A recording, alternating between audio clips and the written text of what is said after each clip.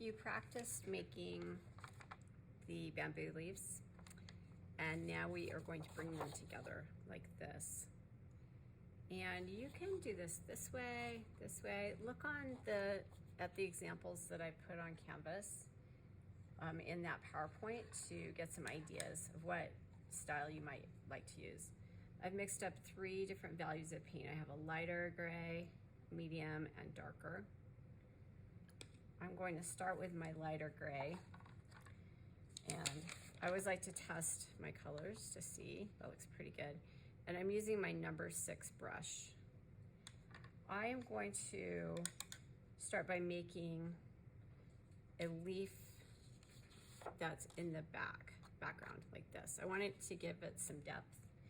So one of the things I'm going to be looking for when I grade your piece is that you've done that. So I'll start just by making a long line, starting thin, pressing down, and bringing it up to a nice point. And then I'll make another one on this side. This one I'm going to have bending. That's also one of the requirements. I'd like to see you trying that with at least one. Thin, thicker, lifting, that.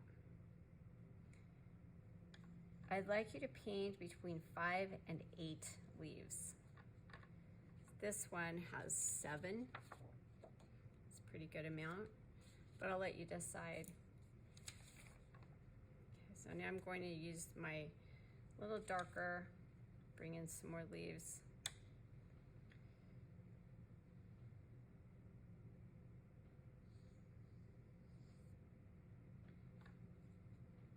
And darker still. I also want to see a variety of sizes. And don't be afraid to have them overlap as well. So now I'm going to bring in some much darker paint.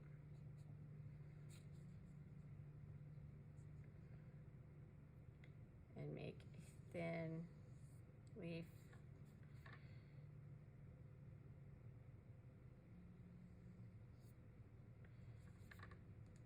They're kind of evenly spaced, so I'm going to pull one more in, kind of break it up. This one will be pretty dark.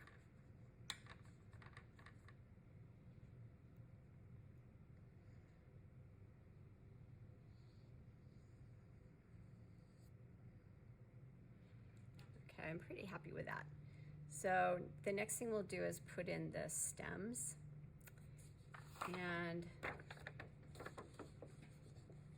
the stems look like this. They're very thin. They come out from the middle.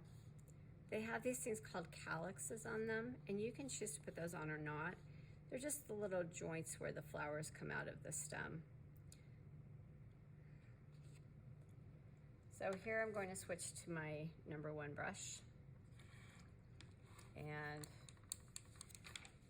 dark paint. I want to have some variety, so I'm going to have one coming up here, another one next to it, and then one down here, like this. Let's practice getting my thin line.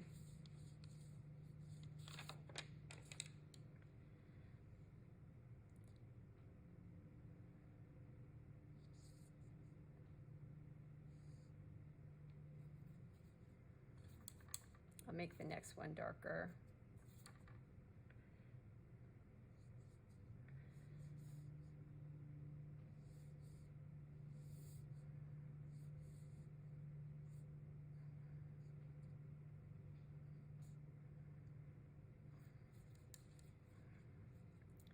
And then finally one here.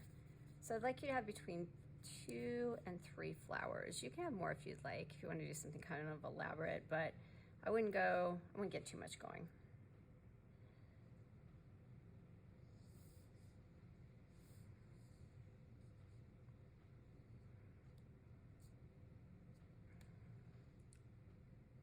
Okay, so there are my stems.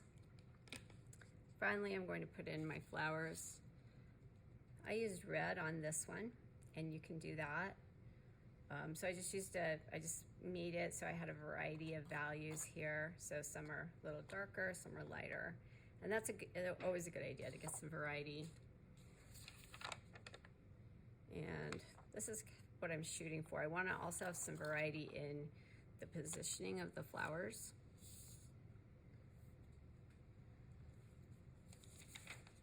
Checking my colors. Oh, and I'm going to switch back to, I'm going to go with my number 1 for this. And zoom in a little bit. Sorry, that was crooked.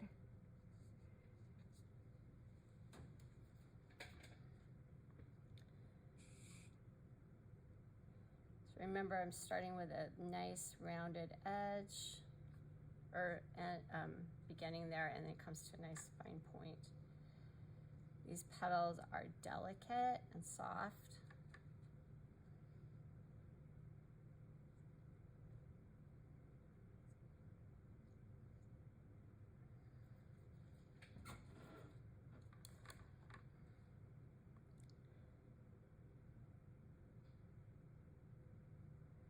Take your time when you're making these and think about how they're coming together, making them a little different.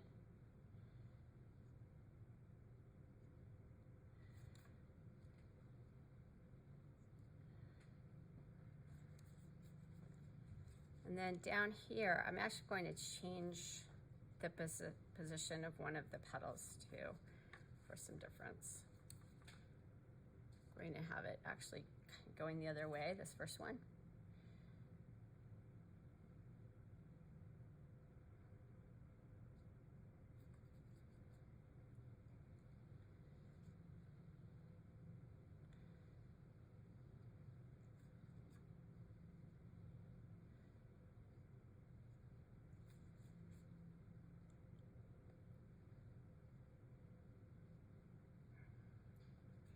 And then finally, I'll make the little stamen inside where the pollen is. So to do that, I'm going to zoom in a little tighter. We're going to make a nice fine line, very thin. And you don't need to do this on all of them. Or if you do, you might just put one. But it's nice, it's a good detail to add. Get some dark paint. And just add a few small secondary petals.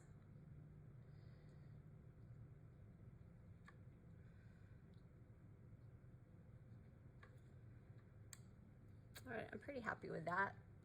Final thing you can do, and you certainly don't have to do this, but it's usually orchids grow in bark or in lava rocks. They don't grow in the soil. So you can use a dry brush method to create that effect down at the bottom. So I want my paint to be fairly dark. And I've taken off all the excess paint just by tapping it on the side of my palette like this. And I'm just going to run my brush